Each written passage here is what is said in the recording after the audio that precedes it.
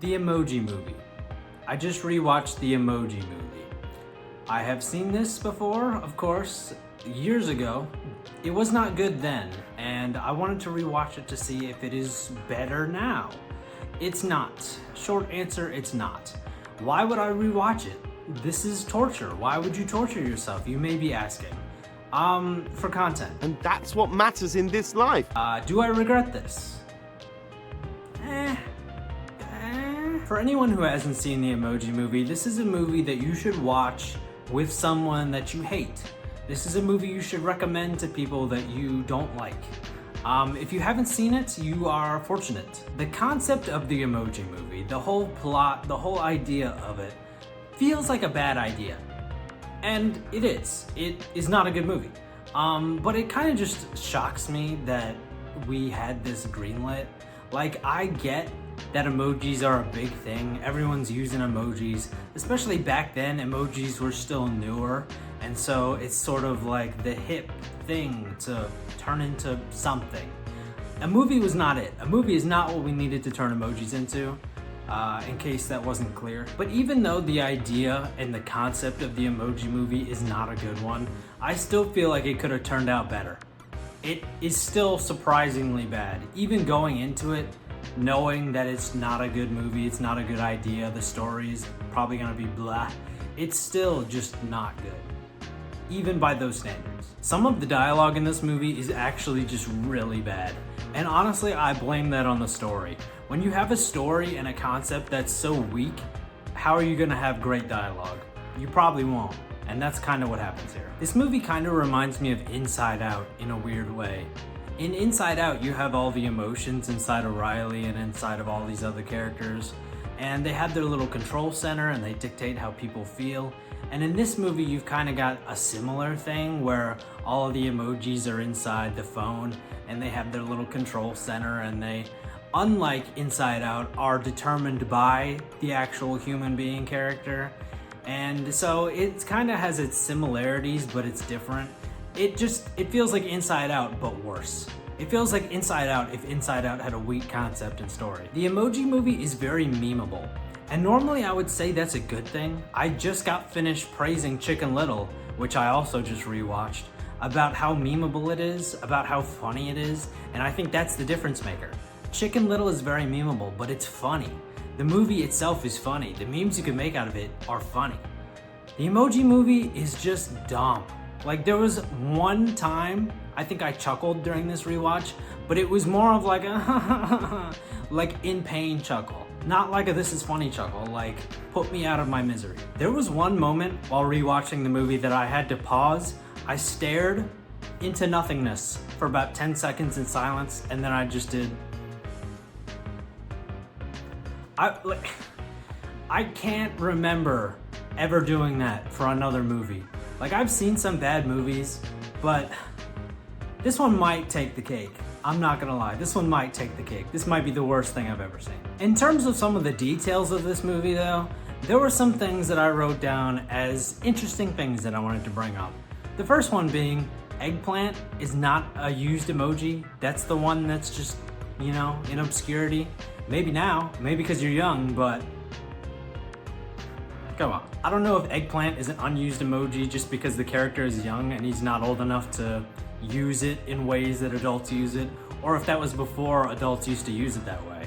I can't remember when that came about and when emojis started to sort of mean other things. One of the questions I had about this movie is one that I am not supposed to be thinking about, but if Jailbreak and some of the other emojis wear clothes, does that mean basic face emojis like Jean are just walking around nude? And also, did Smiler yell slay? You're killing it, Jane! Slay! I'm gonna find the clip and put it in here so you know what I'm talking about, but this movie came out in 2017. Doesn't that predate that expression being used? Didn't that get popularized like a few years ago? Is this like a Simpsons thing? Did we predict slay? Like, I'm pretty sure I don't remember anyone yelling slay in 2017. So I don't know what's going on. Another random thought that I had while watching this was during this clip. Hey, Addie, I was just wondering if you are... Tasty. What? I was wondering if Addie Counts had seen this. I hope not, for her sake. It's nice to know that even though Twitter is now X, the Twitter bird is no more, it can still live on in the form of this terrible movie. The Twitter bird makes an appearance, and honestly, this is probably what killed it, honestly. This guest appearance, I don't know who decided this. Maybe they just thought kids would think it was funny, but why does High Five have a dump truck? Why is he caked up? I am in pain. Sometimes the plot of this movie is just meh. Other times it is bad. It is just bad. I know that they're kids. I know.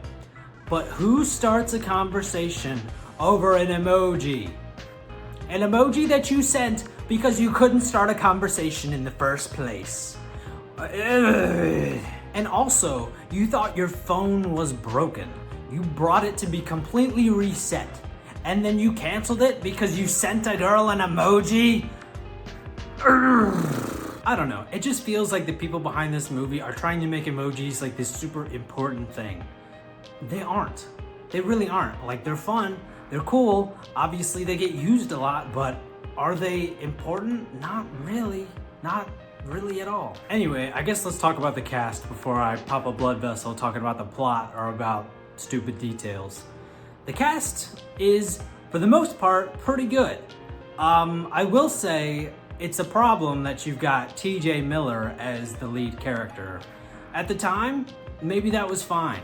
But of course, a bunch of stuff came out about TJ Miller after that makes this cast not as appealing as it could be. And that kind of just follows suit with the movie as a whole. It's not an enticing movie, and having TJ Miller as your lead is not very enticing. Your second cast member is better, but not very much. You've got James Corden playing High Five, and I don't personally have any real issue with James Corden. I don't know why everyone seems to hate him, but again, he's a hated actor. He's just a hated celebrity for whatever reason. So having him as your second behind TJ Miller is also not very enticing. I would like to say for the record though, I think James Corden does a good job in this movie. I don't have an issue with it. Maybe I need to do my research into why people hate James Corden. But yeah, I don't have any problem with him, I don't think. Oh, except for that time him and all those other people stopped traffic to perform in the middle of the street. That was annoying. There's a lot of other pretty known people in the cast list, and I gotta say that everyone from a voice acting standpoint does a pretty good job. The one that sticks out though is Sir Patrick Stewart, who of course plays the poop emoji. When I just watched Chicken Little, I thought to myself, Patrick Stewart's in this? This seems a bit below him. But at the same time, what brought me back to reality was that he played the poop emoji. And I remembered that he played the poop emoji. I don't know the answer to this, and I'm honestly pretty curious. With his lines in this movie, he couldn't have been in the studio for more than a day. Probably less than that. So I wonder how much they paid him to play the poop. Oh, and you wanna know a fun fact? This is the only movie in which Sir Patrick Stewart is credited as Sir Patrick Stewart.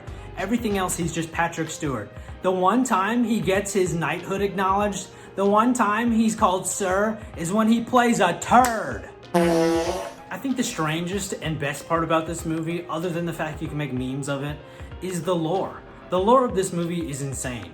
It won 4 Razzies. If you know what that means, then you know what that means. If not, it's just proof that it's bad. I still remember when Jax Films was praising this movie online and Sony invited him to the world premiere because they didn't understand he was being sarcastic. The marketing for this movie was terrible. I mean, what does this movie do well? Not market, not...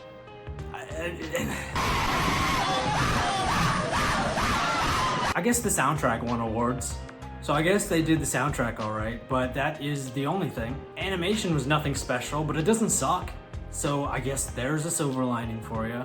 But just about everything else is just, oh my goodness. Oh, and I guess voice acting's pretty alright. It's mainly just the other things. Everything else, I don't know. Like I said before, this movie definitely tried to take inspiration from others. In my opinion, that's just how I feel, how I look at it. It feels like it tried to take some inspiration from Inside Out. It also kind of feels like it tried to take inspiration from the Lego Movie. The Lego Movie was another movie that was based on something super popular that a lot of kids liked, but that story, that premise was just better. This is the weakest of the three, the Emoji Movie, and it just didn't deliver. It just failed. And I see why. Not everything that's popular needs to be adapted to a movie or a show or whatever. And if there was ever any doubt of that, the proof is in the pudding, right here. Emoji Movie, thank you for proving to us that we don't need an adaptation for everything. I guess that's a silver lining, is that you failed so that others wouldn't have to.